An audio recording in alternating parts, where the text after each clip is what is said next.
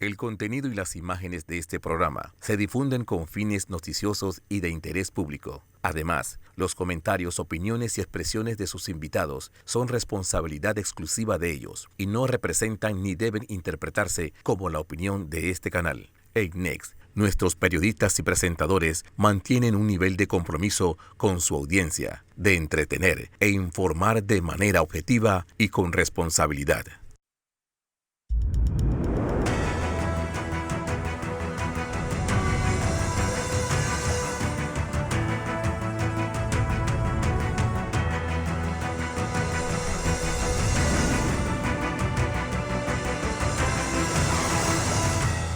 Muy buenos días, Panamá. Feliz domingo a todos. Hoy es domingo 7 de marzo.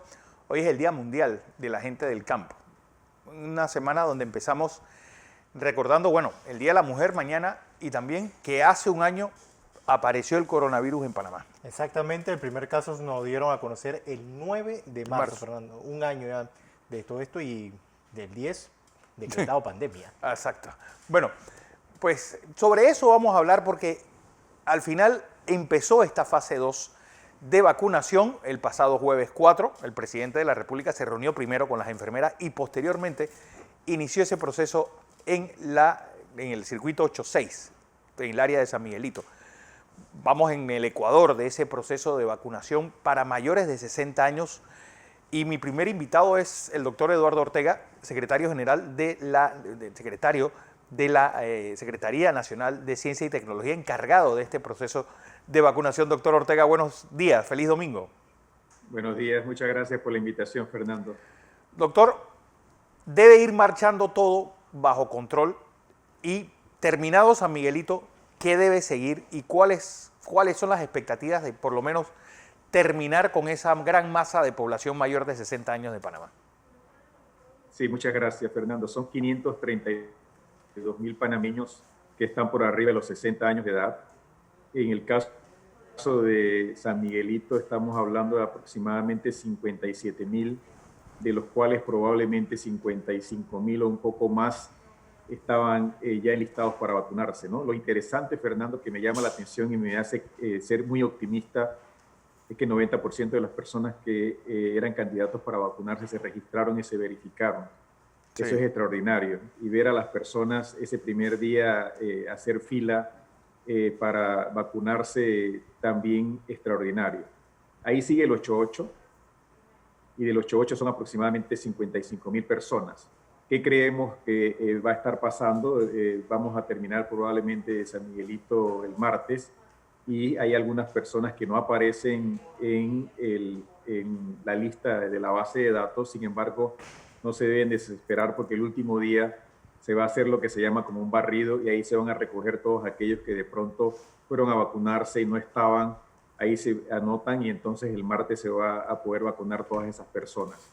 Lógicamente estamos muy entusiasmados que nos van a seguir llegando vacunas todos los miércoles hasta que completemos en este primer trimestre las 450.000 que estaban planeadas. Van a llegar en diferentes cantidades, ¿no? Nos han ido llegando cantidades crecientes, 67, 77, 87.000. Es posible que en algún momento nos lleguen un poco más, pero lo que sí es preciso es que vamos a tener 450.000. Y ahí después de que terminemos con la región metropolitana, nos estamos moviendo basado en los lugares donde hay mayor incidencia. Vamos a ir a Panamá Oeste y posteriormente Chiriquí. Y una vez terminados los adultos mayores, pues vamos con los pacientes que tienen, personas que tienen enfermedades crónicas que también están en un alto riesgo de enfermarse. ¿Por qué no se hizo simultáneo, doctor? Porque al final, pues, gran parte de los mayores de 60 años son también enfermos crónicos, así que, pues, uno tenía también el cuidado con personas que tienen una enfermedad precedente. Tienes toda la razón. Y la idea es que haciéndolo de la manera que lo estamos haciendo, trabajando por circuitos con mayor transmisión, además de que estás protegiendo a los mayores de 60 años de edad, que son los que están en ese riesgo de enfermarse de gravedad y de morir, también estás impactando los circuitos con mayor transmisión. Sí. Entonces, lo primero que hicimos fue proteger el sistema de salud. 90% o más de nuestro personal de salud a lo largo del país ya está vacunado.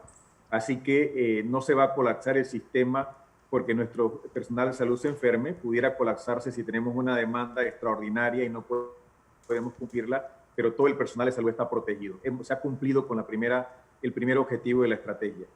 El segundo objetivo de la estrategia es proteger al más vulnerable, y esa es la persona mayor de 60, 70 u 80. Y el tercer objetivo era impactar la pandemia. Creemos que si combinamos al mayor de 60 y combinamos los lugares, corregimientos, circuitos con mayor transmisión, estamos haciendo los dos objetivos al mismo tiempo. Protegemos al vulnerable e impactamos la pandemia, porque eso reduciría la transmisión, que hoy sabemos, afortunadamente, que las dos vacunas que estamos utilizando, una de ellas ya Pfizer y otra AstraZeneca en el futuro, disminuyen la transmisión, Fernando.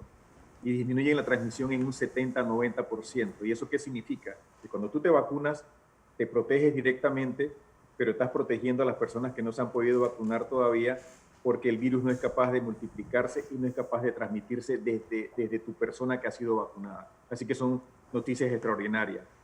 Eso también, Fernando, está condicionado en parte por el número de vacunas que recibimos, ¿no? Claro. No tenemos una cantidad ilimitada de vacunas, y eso condiciona la manera y el orden que tienes que llevar. Si tuviéramos un número mayor de dosis, pudiéramos de alguna manera simultáneamente ir a diferentes lugares. No significa que no lo vamos a hacer en el futuro. Creo, y lo repito, nosotros hemos comenzado a vacunar realmente desde que nos llegó el segundo lote de vacunas el 17 de febrero. O sea que nosotros no tenemos mucho tiempo realmente vacunando números importantes de personas. ¿Cuántos estamos vacunando por día? Ha variado entre 7, 8,000 y 9,000 personas por día.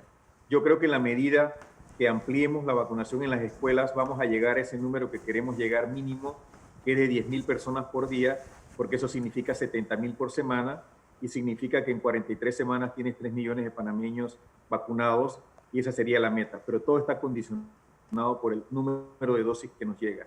Si nos llegan más dosis, vamos a poder ir a más de un circuito simultáneamente, porque esto es una estrategia continua de vacunación, y no va a ser necesario, si tenemos garantizado que podemos movernos al siguiente circuito, no es necesario cerrar el circuito previo cuando tú te muevas al siguiente circuito, porque tienes garantizadas las dosis. Hay que decir, Fernando, que cuando comencemos a poner segundas dosis de nuevo, estamos poniendo la segunda dosis 4 semanas después de la primera, ahí vamos a tener que de nuevo recalibrarnos, porque es posible que esa segunda dosis de pronto nos jale un poquito. Pero primeras dosis es importante, porque sabemos que las primeras dosis protegen más allá del 70%, y llegan a proteger hasta 90% antes de que se ponga la segunda dosis de la vacuna. Doctor, le saluda José Luis Ríos, y ya que toca ese tema, ¿cuántos días tiene que pasar para que podamos decir no vamos a contagiar y no contagiar a los demás? Porque muchas de las personas creen que solamente con aplicarse la primera dosis ya estamos curados, y es por eso que también se pueden estar viendo algunos relajamientos, principalmente en Europa, que ahorita están los casos elevándose nuevamente después de prácticamente 6 meses de no tener muchos casos. Porque yo quería añadirle a lo que acaba de decir José Luis, la primera dosis le brinda a uno cierta inmunidad. Así es, Fernando y José Luis, ¿no? Yo creo que una de las fallas que podemos tener es si creemos que con la primera dosis que me puse ya estoy protegido y no voy a buscar la segunda dosis.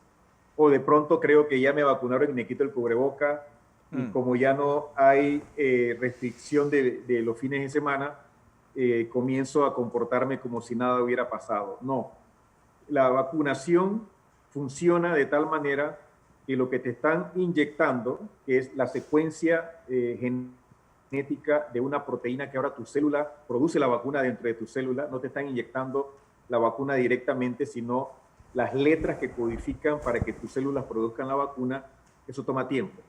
Y toma tiempo porque lo que normalmente ocurre es te inyectan, en el lugar de la inyección están colocando esa secuencia genética, tus células comienzan a producir la vacuna dentro de las células, la presentan a tus otras células del sistema inmune, esas células del sistema inmune se acercan, procesan esa vacuna, van a tu ganglio linfático normalmente primero a los que tienes en el brazo donde te vacunaron, y ahí esos linfocitos, que son las células especiales que se estimulan, comienzan a conversar entre ellos, comienzan a multiplicarse mucho y comienzan a producir anticuerpos para que esos anticuerpos comiencen a protegerte. Eso demora aproximadamente 12 a 14 días.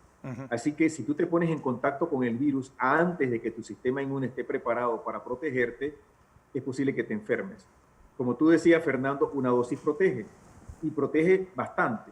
Lo que no sabemos es por qué tiempo protege esa dosis única. Por lo tanto, es importante ponerse la segunda dosis para que esa segunda dosis estimule aún más tu sistema inmune, tengas una respuesta muy alta, y mientras más alta la respuesta, más larga es la duración, porque los títulos de anticuerpos comienzan a disminuir lentamente. Pero también las células de tu sistema inmune te protegen. Hay una combinación de proteínas que se llaman anticuerpos y de células que detectan al virus y a las células infectadas por el virus y las destruyen para protegerte. Doctor, aparece ya aprobada un jugador importante, sobre todo en las áreas remotas de nuestro país, que es la vacuna de Johnson & Johnson. ¿Cuándo se espera que estas vacunas estén llegando y cómo va a ser el proceso dentro de la comarca? Otra excelente pregunta. Nosotros habíamos acordado 3 vacunas diferentes. Sí. Pfizer, la vacuna de AstraZeneca y la vacuna de Johnson & Johnson. Y pues queremos la vacuna de Johnson & Johnson porque es una sola dosis y te permitía ir a las áreas remotas y vacunar en las áreas rurales y donde están nuestros pueblos originarios. Lamentablemente Johnson & Johnson tiene poca capacidad de producir vacunas y exportarlas fuera de Estados Unidos y Norteamérica, y nosotros habíamos acordado 300,000 dosis con Johnson & Johnson. Esa negociación ha ido lento, por la capacidad limitada de producirla, pero también porque la negociación no ha sido fácil y ellos nos están ofreciendo vacunas por allá del mes de octubre. Wow. Para nosotros eso es muy lento y es muy tarde. Nosotros queremos el mayor número posible de dosis y por eso acordamos recientemente 2 millones más de la vacuna de Pfizer, además sabiendo que la vacuna de Pfizer ya se puede almacenar a -20. Ya no era lo que le iba a decir. Pero otra cosa importante, Fernando, ¿no? La vacuna de Pfizer es la única que te permite vacunar chicos de 16 años y chicos de 17 años. Todas las otras vacunas están por arriba de 18 años de edad. Así que tiene esa ventaja y por eso es que hemos estado en conversaciones. Así que respondiéndote a la de Johnson & Johnson, las negociaciones van un poco lentas con ellos por su poca capacidad de producir suficientes dosis de vacuna, sí, pero también porque nos están ofreciendo vacunas muy tarde. Así que yo no te puedo confirmar hoy que vamos a proseguir por ese camino, pero sí te puedo confirmar que vamos a tener vacunas que vamos a poder llevar allá, porque la vacuna AstraZeneca, por ejemplo, tú la puedes almacenar de 2 a 8 grados centígrados, sí, y tiene un intervalo de administración de hasta 12 semanas. O sea que tú puedes ir, vacunar y regresar posteriormente a dar la segunda dosis. Así que si no logramos finalmente obtener la de Johnson & Johnson, tenemos alternativas para esa vacuna. ¿Y la Sputnik V? Seguimos en las conversaciones, ya nos contestaron, creo que eso es bueno. Ya nos han presentado lo que pudiera ser una posible entrega de vacunas. De nuevo, ellos tienen una eficacia alta, han demostrado seguridad, se está utilizando en Argentina. El número de efectos secundarios es un poco más alto de lo que sí está en la publicación científica, pero es una vacuna segura.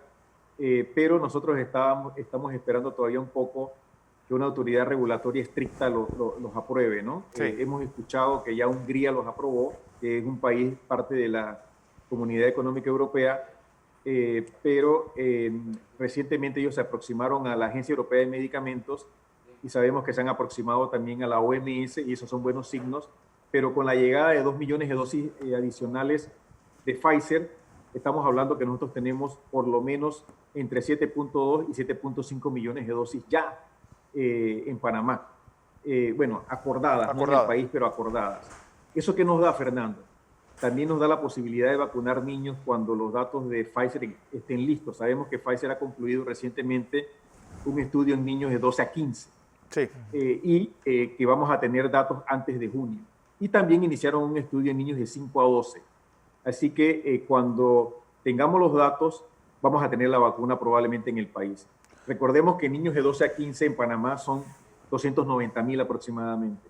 Así que nosotros tendríamos dosis para vacunar a esos chicos cuando Pfizer someta esa información a las autoridades regulatorias. Entonces, seguimos un poco con Pfizer, seguimos con COVAX. Eso es otra cosa importante, Fernando, porque COVAX tiene un portafolio de 7 vacunas. Y en ese portafolio está Novavax, en ese portafolio está Moderna, también está AstraZeneca y está Pfizer.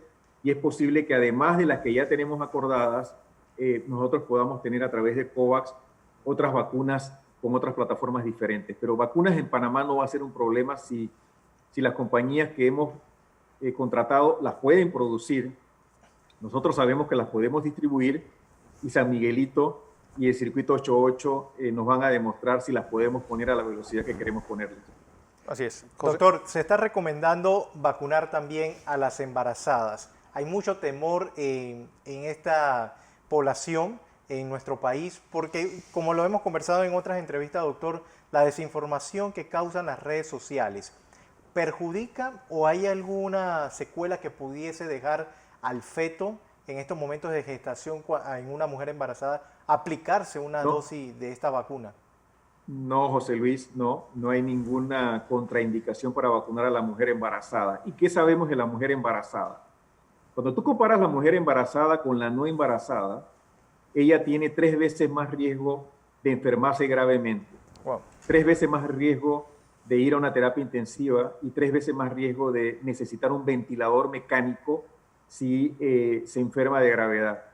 Además, si la comparas con la mujer no embarazada, tiene 2 veces más riesgo de morir.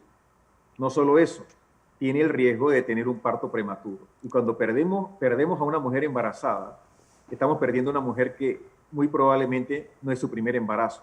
Tiene otros hijos en la casa, tiene un segundo hijo o un tercer hijo. Y esa mujer embarazada que pudiera fallecer deja a una familia con esposo y con hijos detrás de ella. Así que yo creo que es adecuado vacunarlas, debemos hacerlo sistemáticamente como una medida de salud pública. Hoy sabemos, por ejemplo, José Luis y Fernando, que más de 30,000 mujeres embarazadas han sido vacunadas porque no se está haciendo prueba de embarazo a la que se está vacunando y no hemos encontrado ningún problema con esas mujeres que se vacunaron estando embarazadas sin saber que estaban embarazadas. También sabemos en estudios preclínicos en animales de laboratorios que los fetos de animales que fueron vacunados no sufrieron ningún defecto y que no hubo ningún problema con ese animal. También sabemos que la vacuna que se está aplicando no utiliza el virus, de tal manera que esa vacuna no puede causar la enfermedad en la mujer. Esa vacuna no entra al DNA de las células de esta mujer, no puede alterar ese DNA de esta mujer y ese ácido ribonucleico que estamos inyectando se desintegra dentro de la célula a las 24 o 48 horas y no puede causar ningún problema en el producto de ese embarazo. Así que hay que vacunar a la mujer embarazada. En Estados Unidos y en Norteamérica, el CDC y la OMS lo han dejado abierto y lo han dejado abierto a una discusión entre la mujer embarazada y su médico. Nosotros pensamos que eso no es equitativo porque en las condiciones de pandemia, esas mujeres embarazadas, sobre todo la mujer rural, la mujer indígena, la mujer más pobre, no ha tenido posibilidades de darse ese seguimiento adecuado y de sentarse en un consultorio con su médico para discutir este tema y también va a depender de la recomendación que ese médico le pueda dar. Esta es una decisión de salud pública y cuando tú tomas decisiones de salud pública, las tomas para proteger al mayor número posible de mujeres. Y yo creo que la decisión de vacunarlas es correcta yo la apoyo. Doctor, ¿y las personas que ya han padecido el COVID-19? Esa también es una discusión que tuvimos el grupo de asesores científicos. Hay 5 panameños que están asesorando científicamente al Ministerio de Salud, 3 de ellos en Panamá, 3 en Estados Unidos y 2 en Panamá. Y ese grupo, junto con el grupo del Ministerio de Salud, los técnicos y expertos del Ministerio de Salud, hemos tenido discusiones sobre el tema y la recomendación es que esas personas reciban una sola dosis. Una sola dosis. ¿Por qué? Así es, cuando tú comparas la persona que se recuperó de COVID y le das una dosis y lo comparas con personas que no le ha dado COVID y le das 2 dosis, esa persona que le das una dosis tiene títulos mucho más altos de anticuerpos que la persona que recibe 2 dosis que nunca tuvo COVID. ¿Y eso qué nos da, Fernando? Nos da velocidad, porque no tenemos que poner esa segunda dosis, y esa velocidad nos permite protegerlos con esa dosis única que estamos recomendando, pero nos ahorra 400.000 dosis de vacunas que nosotros ahora podemos aplicar a otra persona, que podemos darle 2 dosis a 200.000 personas. Eso nos incrementa la cantidad de vacunas que tenemos en el país para vacunar a un número mayor de personas. Creo que es lo correcto, hay 8 artículos científicos, hay países ya recomendando una sola dosis, Panamá no es el único, y además el Gorgas va a realizar un estudio financiado por la Secretaría Nacional de Ciencia y Tecnología, donde va a seguir a un grupo de personas que se recuperaron de COVID y recibieron una sola dosis de la vacuna para saber cómo se comportan en el tiempo, y en el futuro, si es necesario darles una segunda dosis, le daríamos una segunda dosis. Hoy, una dosis parece suficiente. Bueno, doctor Eduardo Ortega, como siempre, un placer escucharlo y felicidades a usted y a todo el equipo por esa jornada de vacunación intensa que están realizando hoy en el circuito, que mantiene hoy y va a seguir hasta el día martes en el circuito 86. Gracias por la invitación, Fernando y José Luis. Así es, buenos días. Bueno, vamos a información comercial. Cuando regresemos, sigue latente el tema de los albergues. Vamos a hablar de esa campaña y ese golpe bajo que se le dio al albergue María Guadalupe y cuáles han sido las acciones que se han tomado contra de esta situación. Bueno, tomando en cuenta también la renuncia de la directora de CENIAF el pasado jueves.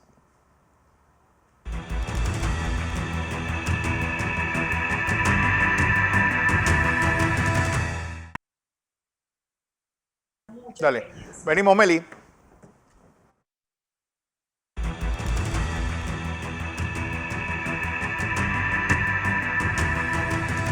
Pues seguimos en la presentación de Entre Líneas y bueno, el tema de la semana sigue siendo el de los albergues y han querido pues incluir como si todo en la situación de los albergues en Panamá estuviera mal manejado, incluso llevándolos a excesos como el cometido por la periodista Flor Mirachi y el periodista Mauricio Valenzuela la semana pasada, de ya pasar al acoso en contra de uno de los albergues que mejor está funcionando, sobre todo porque le toca manejar a chicas embarazadas. Su abogada, Ana Melisa Españó, le doy los buenos días, Meli.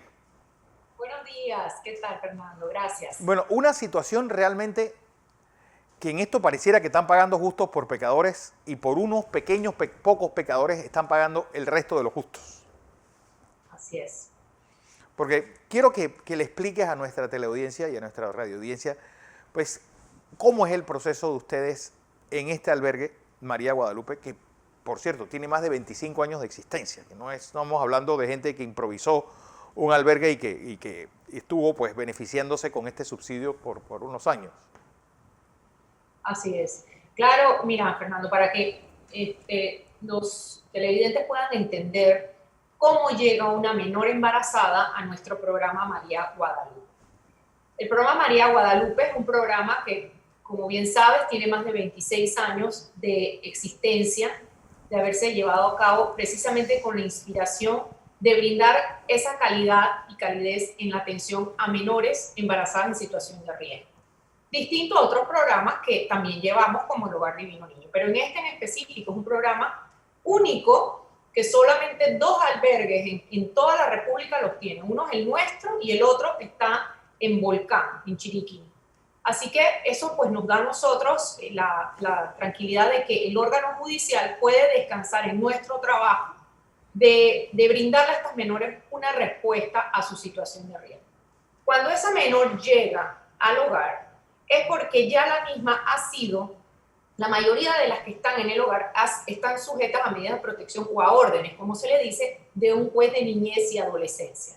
La mayoría de nuestras jóvenes están a órdenes de un juez de niñez y adolescencia que tiene que decidir, como la misma salió de su hogar, de su lugar de origen, por una situación de riesgo, el juez tiene que decidir dónde ponerla, dónde la van a cuidar si no hay ningún otro familiar que pueda hacerse a cargo de ella.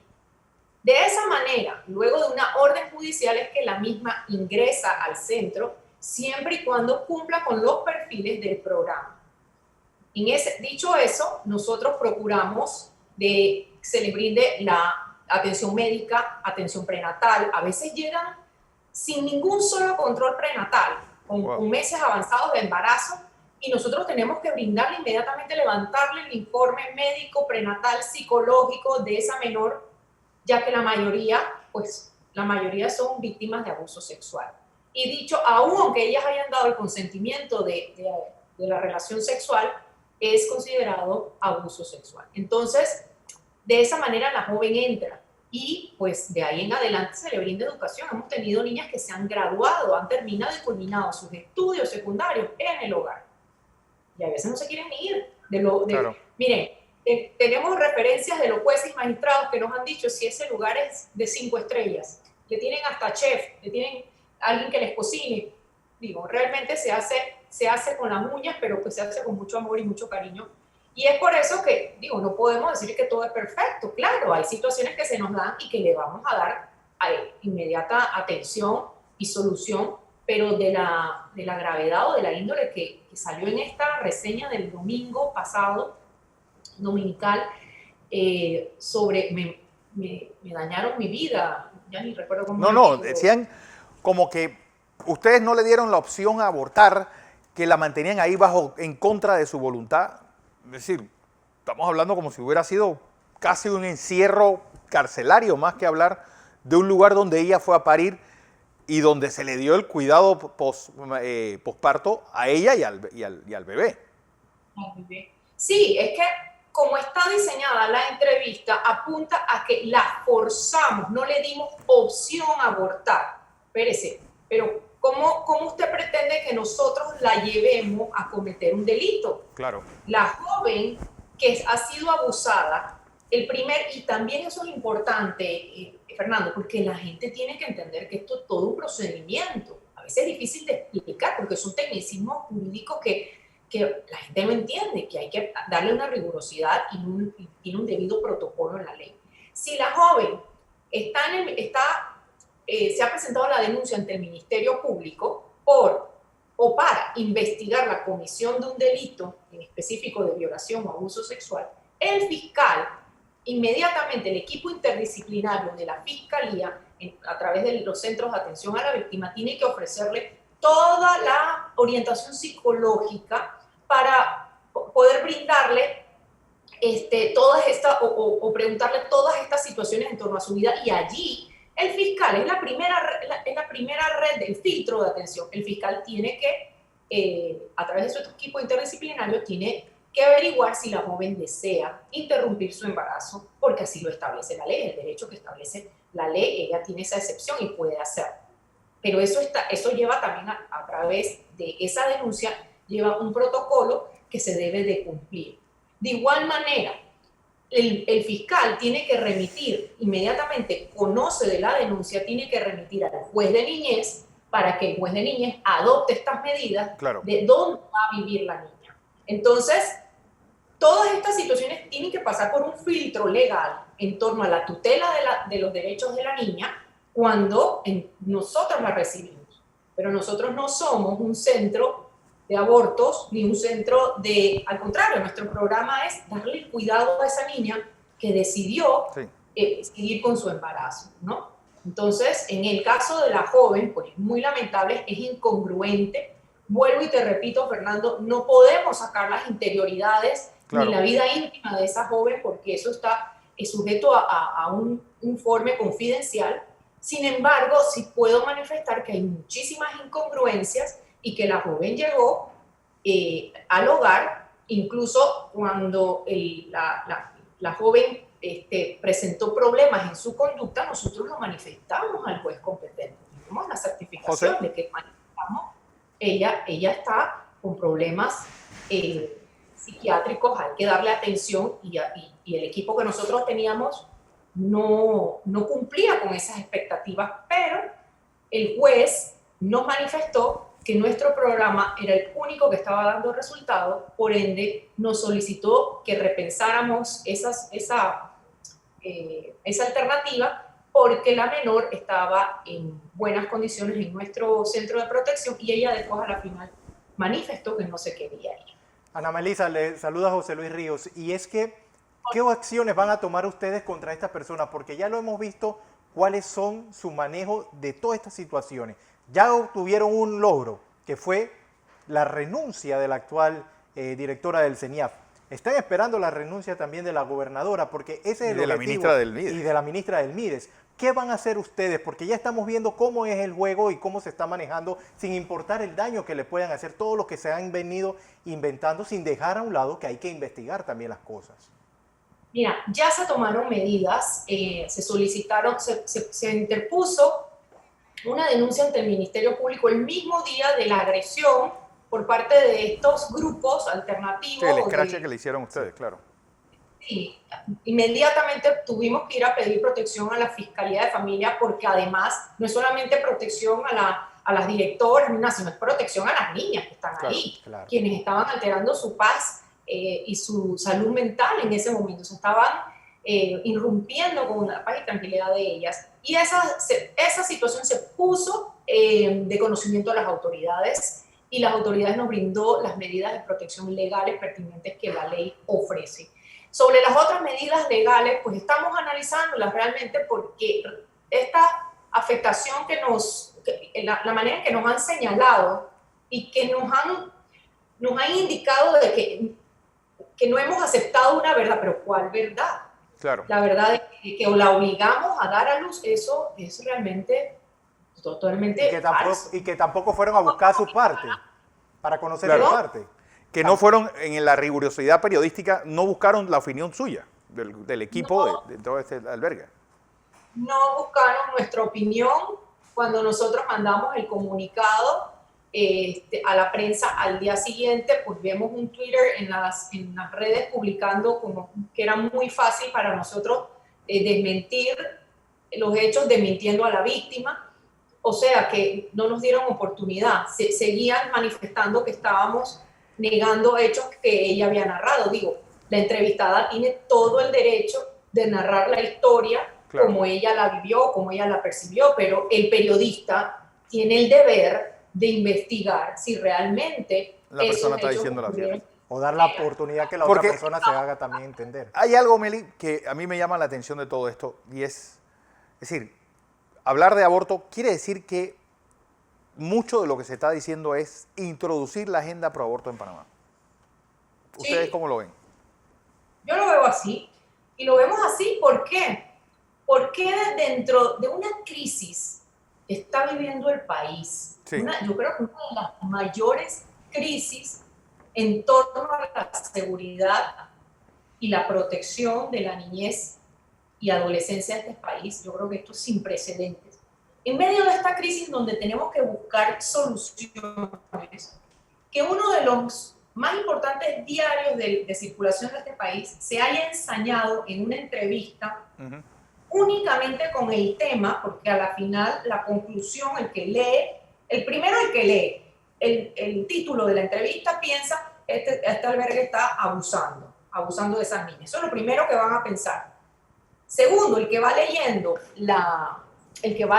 la entrevista se va a dar cuenta de que pareciera como si fuéramos un centro que recluta niñas para adoctrinarlas con el sesgo religioso además, y luego prohibirles el aborto.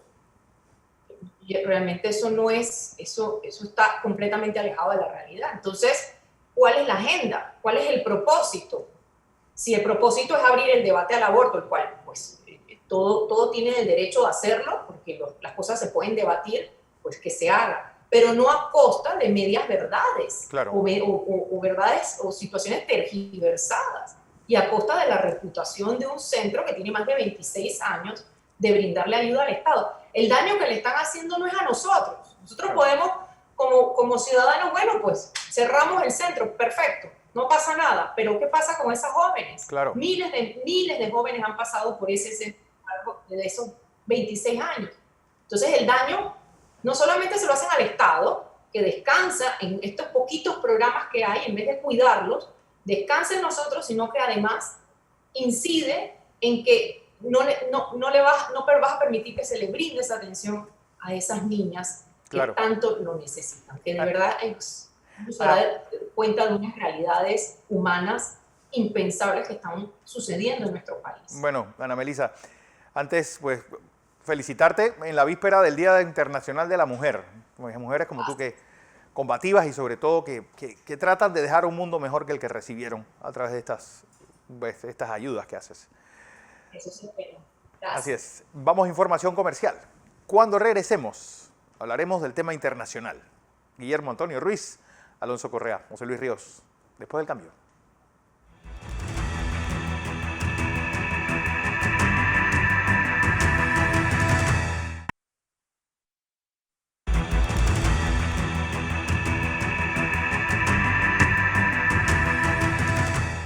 Estamos de regreso con más de Entre Líneas y vamos a tocar el tema internacional porque pese a todas las advertencias, el Papa Francisco viajó a Irak. Ese es el tema que nos trae Alonso Correa esta mañana. Alonso, buenos días. Buenos días, José Luis, y feliz domingo a todos. No se puede desilusionar a un pueblo por segunda vez. Esto respondía el Papa Francisco luego de que se le preguntara por su viaje a Irak. A Juan Pablo II se le prohibió ir por miedo a un ataque terrorista y al Papa Francisco se le permite trasladarse a este país justo después de un bombardeo a una base militar estadounidense. ¿Qué busca la Iglesia Católica en Irak? Para dar algunos datos, Irak tiene un 98% de población creyente. De ese 98%, el 95% es musulmán. Menos del 2% es cristiano católico. Entonces, ¿qué están buscando en el mundo árabe? Están demostrándole a los Estados Unidos, a China y, más importante, al Ayatolá Jamenei, a Irán, que el Vaticano todavía tiene todas sus redes geopolíticas bastante y fuertemente amarradas. Y no podemos creer que este viaje es un mero pago a una deuda heredada o que Irak es ahora el objetivo principal de la fe católica, porque no lo es. Es, como ya lo dije, para demostrarle a los Estados Unidos que sin la ayuda del Vaticano, su misión por conquistar la península arábiga va a ser fútil y todas sus metas diplomáticas no se van a lograr. A China le está demostrando el Vaticano que su política aconfesional y sus grandes ideales comunistas ateos no tienen cabida en el mundo occidental y que para entrar trasladarse después de los Urales van a tener que venir con la mente abierta aceptando las creencias ya establecidas en el continente. Y más importante, como ya lo dije, le está demostrando a Irán, el centro de la creencia chiita musulmán, que también el Vaticano puede jugar a la geopolítica y moverse por lugares que, como ya se ha demostrado, han sido peligrosos anteriormente. Y es que desde la caída del Imperio Romano de Occidente, a la Iglesia Católica le tocó y heredó agarrar la batuta administrativa de todo el mundo occidental. Y ellos no tienen ganas, menos el Papa o todo su congreso confesional, que no tienen ganas de pasar la batuta o dejar de administrar la política europea y mundial desde su trono en Roma. Para seguir comentando acerca de esto, regresamos contigo, José. Así es, Alonso, y le damos la bienvenida también a Guillermo Ruiz, nuestro analista internacional. Guillermo, porque Alonso deja una pregunta: ¿qué busca realmente el Vaticano con ese viaje a Irak, principalmente en estos momentos donde le han dicho al Papa que no puede realizar actividades como las que estamos acostumbrados a ver por las aglomeraciones? Esto está suspendido también en medio de estos enfrentamientos. ¿Realmente cuál es el objetivo que tiene el Vaticano? Buen día, José Luis, Alonso y Fernando. Bueno, es que Alonso va en la ruta correcta. Lo del viaje es lo de menos. Lo que pasa en Irak es lo de menos. Lo importante es la intención. El Vaticano cuenta con la red de inteligencia más grande e importante del planeta. El Vaticano tiene gente que le hace informes semanales a sus respectivas curias metropolitanas y a sus respectivas diócesis y a su vez a los respectivos cardenales durante todo el año en cualquier parte del mundo, incluso donde no es permitido el catolicismo. Hay obispos inspectores y cardenales inspectores que se dedican precisamente a hacer informes de la situación política y social, sobre todo social, de cada uno de los lugares donde hay algún feligrés o algún miembro de la curia de Roma. Entonces, dicho esto, Estados Unidos tiene una serie de problemas que tiene que resolver y ha decidido, a pesar del catolicismo de Joe Biden, no contar con la Iglesia Católica, cosa que al final sí funcionó cuando Barack Obama quiso acercarse a Cuba. Recordemos que esto fue a varias bandas, entre Canadá, el Vaticano, Cuba y por supuesto Washington. Esta vez, por alguna razón, quizás por falta de experiencia o porque sencillamente tienen una estrategia diferente a la del equipo de Obama, que no es muy diferente tampoco, el grupo de Joe Biden ha decidido descartar al Vaticano en cualquiera de estas negociaciones que se vaya a dar, ya sea con Irán, por ejemplo, o con alguno de estos otros pueblos que están metidos en problemas en el Medio Oriente. Sí hay una verdad. El Papa Francisco es un papa completamente politizado, que cree en la inteligencia, tiene buenos amigos en Israel y por supuesto Israel es un jugador de primera en esto. Lo que sí es cierto es que este conflicto, que ya lo decíamos la semana pasada, propiciado por Irán, por su necesidad de expansión en el Medio Oriente a sangre y fuego, pues tiene pues bastante alarmado a muchísimos centros de inteligencia, incluyendo al propio Vaticano. Yo quiero recordar que el Papa Francisco ya ha visitado el Medio Oriente y también quiero recordar que hay lugares como Emiratos Árabes Unidos, como, bueno, casi todos estos países que están en la península arábiga, que en realidad tienen una gran migración, sobre todo de países occidentales, en los cuales el catolicismo prima. Y si bien es cierto, tienen la restricción de que ningún católico puede tratar de convertir al catolicismo a un musulmán, porque está increíblemente prohibido, sí se ha permitido por parte de los líderes musulmanes y los líderes políticos de estas regiones que el catolicismo avance e incluso que el Papa visite estos lugares. ¿Por qué? Precisamente porque todos estos países quieren de alguna manera occidentalizar un poco sus relaciones con Europa. ¿Debido a qué? Pues al bill metal, al dinero, todo lo que hay detrás de todas estas relaciones, porque Medio Oriente tiene que ir cambiando su negocio de petróleo a gas licuado. Y su gran competidor en esto es Rusia. Y el gran aliado de Rusia es Irán. Y cuando tú vas a ver, todo esto tiene relación. Entonces, al final del camino, Biden en este momento sigue apostando por un aislacionismo hipócrita, en este momento, que lamentablemente pues no nos va a llevar a ningún lado. Pero Memo, no hay que olvidar, por ejemplo, Tarek Aziz, el canciller eterno de Saddam Hussein, era católico, y los católicos de esa área son los católicos caldeos. Un poco para ubicarnos, tienen ritos parecidos a los católicos, lo reconocen la Iglesia Católica y ellos reconocen la autoridad del Papa. No olvidemos que también es una zona de frontera donde esa minoría católica se la disputan católicos y ortodoxos. Acuérdate de una máxima de la Iglesia Católica. Pues los grandes misterios de ellos son, pues, cuántas órdenes religiosas de monjas hay, cuánto dinero tienen los franciscanos y qué piensa un jesuita. No olvidemos de qué orden viene este Papa. Y Fernando, también están, recuerda, los coptos en Egipto. Sí, bueno, copto significa cristiano en egipcio.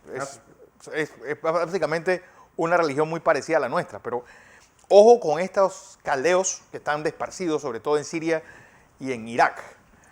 Y lo que te quiero decir con esto, Memo, que no olvidemos también que este Papa es una cosa sui generis. Primero, el primer jesuita que ocupa el trono de San Pedro, y segundo, la propia orden jesuita, que sobre todo en América Latina ha tenido un giro a la izquierda pues radical. Por eso este Papa es muy, y la gente de la derecha lo considera muy pro Maduro, muy pro Kirchner, muy pro Evo y muy pro de estos grupos izquierdistas latinoamericanos. Hay que ver si esa es la política mental que él tiene para llevarla al pontificado y a su grey completa en el mundo. Sí, Francisco ha demostrado que pues, es un hombre de progresista, pero un hombre progresista politizado. Politizado, muy politizado. Hay que subrayar, muy politizado. En estos días va a estar saliendo un libro sobre la salud de los papas. Y uno de los que pidió que se hiciera ese libro fue el propio Francisco. Y él habla de sus problemas, pero no sus problemas físicos, sino de sus problemas espirituales y de pensamiento, y que lo agobian. Aún así es un hombre con una gran fortaleza. Pero, ojo, en este momento, yo creo que para estos días cumplió años de ser Papa Emérito Benedicto XVI. Sí, bueno, Benedicto entonces ya va a XVI cumplir. ha sido más tiempo Papa emérito que Papa en ejercicio. Y esto te demuestra que no era que no podía terminar su pontificado, es que sencillamente heredó también el problema que tuvo Juan Pablo II. ¿Y cuál era el problema de Juan Pablo II? Que él era polaco. Y en 1979, un papa polaco con una grey increíblemente italiana y mafiosa, Sí. lo mejor que podía hacer era recorrer el mundo y evangelizar al resto de la población, que fue lo que hizo No, bien. además que Eso siendo polaco, permitió- acuérdate de una cosa, Juan Pablo II fue un jugador de primera línea en la Guerra Fría. Es decir, realmente Totalmente. la caída del muro tiene mucho que ver con la inteligencia católica, pues metida sobre todo del otro lado del muro. Exacto, la inteligencia Checoslovaquia católica, en ese Fernando. momento, en Polonia. Se habla muy poco. Y se habla muy Se poco. habla muy poco de el papel de la inteligencia católica en Panamá, por ejemplo, en los años de Omar Torrijos fue fundamental para que no se dieran más desmanes de lo que se estaban dando al principio. Mira, y esto se da en muchísimos países. ¿Por qué? Porque es una organización que tiene siglos. Bueno, no Y tienen que tiene 2000 una años forma en el top 10 por el gusto. Es decir, es gente que entiende el poder y yo creo que ha disfrutado del poder pues más que ninguna organización, imperio y lo que se llame dentro de la tierra. Sí, no olvidemos de Entonces, eso. cuenta con información privilegiada. Lo que te decía de Juan Pablo II era de que tuvo que permitir que se enquistara la curia esta romana, y al final cuando llega Benedicto XVI lo vemos, y Francisco termina de destapar a Bertone con su piso pagado con obras para niños, este cardenal australiano que termina siendo una prenda, y una serie de sujetos que han mancillado la Iglesia Católica. Te doy un dato. En Alemania se están desafiliando por decenas de centenas en este momento, precisamente por la transparencia que se le está dando a la Iglesia Católica. Entonces, ¿qué está apostando Francisco? Al tema político. Por eso es que no vuelve a Argentina. Él está muy ocupado en la esfera geopolítica. Yo creo, a ver, lo que trae Alonso es esto. El Vaticano quiere que Biden se acerque al Vaticano y le dé el lugar al Vaticano que ellos están pidiendo. Lo que hay que ver es si esta es una iniciativa solamente del Papa Francisco o una estrategia de la curia romana, que Claro. eso son dos cosas diferentes. Nada más que hay que ver dónde almuerza Francisco. Entonces ahí es donde se va a ver cuál es la diferencia. En todo esto juega un papel muy importante Óscar Rodríguez Maradiaga, que digamos que es una especie de jefe de inteligencia en secreto. Bueno, toda la CAME, todo el Vaticano. grupo de amigos del Papa que estaban Así es. en la CAME, pues todos los que ahora, de esta organización de curas latinoamericanos, no es Organización casual paralela a la- que, por ejemplo, que a José Luis Lacunza lo hayan ascendido a cardenal. Es decir, es que es el grupo de amigos de Francisco que están en el poder ahora mismo. Panamá es el único país con semejante cantidad de población que tiene un arzobispo y un cardenal por separado. No hay ninguno, ni en Asia, ni en África, ni ningún otro país. Eso te dice la idea que tiene el Papa Francisco de lo que es la política, la macropolítica, porque él está jugando, él está en el juego geopolítico. Él se salió de eso, de los temas de parroquias. Eso Sí. se lo está dando a los obispos. Entonces, aquí estas relaciones con el Vaticano, y por eso es que es muy importante a quién tú pones de embajador en el Vaticano. Yo veo que, por ejemplo, Panamá siempre pone como al amigo que te Sí, a la quedó por más pía ahí, que encuentran, y a la abuelita y a la madre de algún ministro que abuelita de la vaya mamá. a que A la vaya a que más rezar reza. rosarios allá al Vaticano. Es decir, Y claro, queda fuera de todos los juegos geopolíticos. ¿Cómo tú crees que te sientas a hablar de tú a tú con la gente de la Unión Europea? Porque el que te abre la puerta es el Vaticano. muchas veces. Eso tienen que entenderlo de una vez por todas. Aquí, el que abre y cierra la puerta en el mundo occidental es el Vaticano. Ya, si vamos a hablar de Asia y otros lugares, es otra cosa. Pero aquí se juega a darle la espalda al juego geopolítico y esperar a que Estados Unidos nos diga por dónde es la cosa. Y Estados Unidos ahora mismo tiene la luz apagada en medio de la oscuridad, porque todavía no salen de Trump, y para colmo, después de lo de el CPAC de la semana pasada, que va a ser la primera vez en 100 años que un presidente va a tener al próximo candidato republicano durante los 4 años persiguiéndole la espalda, yo creo que eso no va a mejorar. Y todavía más, si lo que pasó esta semana, que el presidente Biden no sabía dónde estaba mientras ¿Dónde estaba en Texas? Sí, que preguntó qué hago aquí. Entonces, el papel del Vaticano se va a reflejar en este viaje a Irak, que por cierto, como decía Alonso, va a ser un viaje más testimonial que de buscar levantar la fe entre los creyentes en Irak. Así es. Bueno, ¿qué nos espera esta semana, José? Bueno, vamos a la segunda semana de clases a distancia, ver qué estrategias también se implementa el Ministerio de Educación para seguir llegando, que esos estudiantes logren una conectividad con los docentes y evitar más deserción escolar. Conocer cómo está nuestro comportamiento epidemiológico con el virus, Fernando, y ver también cómo ha sido el comportamiento en este primer fin de semana de libertad que nos han dado después prácticamente de 11 meses de estar encerrado y no poder salir los domingos, Fernando, con tranquilidad, con normalidad y a seguir con los cuidados de esa de bioseguridad, el uso de la mascarilla y el distanciamiento, que es muy importante. Oye, Memo, que lo único que espero, si estás ahí, es que no ocurra que tengamos esta especie de síndrome de Estocolmo, que estemos felices y sí, nos sintamos temerosos de salir a la calle. Quiero salir. Sí, que salgamos con toda plenitud, obviamente hay que usando mascarillas, usando el protector facial, pero saliendo. Yo creo que la única forma de salir de la crisis es así. Sí. Mira, y hay tantos lugares en Panamá que hay que visitar, que no se debe dejar, hay que salir a ver todas las ruinas que hay en Panamá. El complejo de Panamá la Vieja es un sitio abierto que está esperando tanta gente. Mira, váyanse al Bayano, tomen un bote y váyanse a Chepillo, tantos lugares. Sí. Hay que aprovechar este momento. Yo tengo la teoría loca de que el sol nos va a ayudar por lo menos un mes más. Sí. Y vamos a ver si la vacunación hace el resto del trabajo y ojalá podamos salir de esto. Yo creo que este es un buen momento para el optimismo, que a veces se cae, no, casi siempre se cae por las acciones de los políticos, especialmente del gobierno. Y ojalá algún día, así como estamos hablando, no venga un rayo que ilumine a estos gobernantes y se olviden de una vez por todas de su congreso del PRD y decidan gobernar.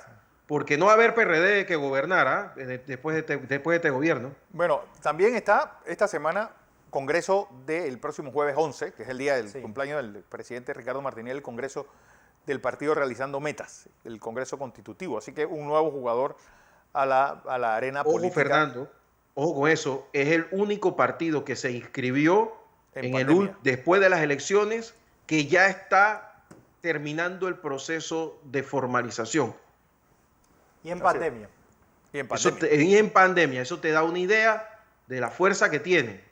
Y yo no la despreciaría. Ojo con eso. A ver, muchas veces por hacer periodismo de política de los que no saben, le están dando mucha publicidad a ex candidatos presidenciales y a posibles candidatos presidenciales que no tienen la fuerza, y a otros se les está dejando a un lado. Ojo con eso. Así es. Bueno, Guillermo, como siempre un placer escucharte y sobre todo pues tenerles a ustedes, como todos los domingos, estando con nosotros aquí en Next Noticias. Recuerden, este programa se retransmite por KW Continente. De antemano, feliz día de la gente del campo, feliz día de la mujer por adelantado, José. Nos vamos. Mañana, 6 en punto de la mañana, los espero. Lo esperamos. Con toda la información en la emisión matutina de Next Noticias. Hasta mañana.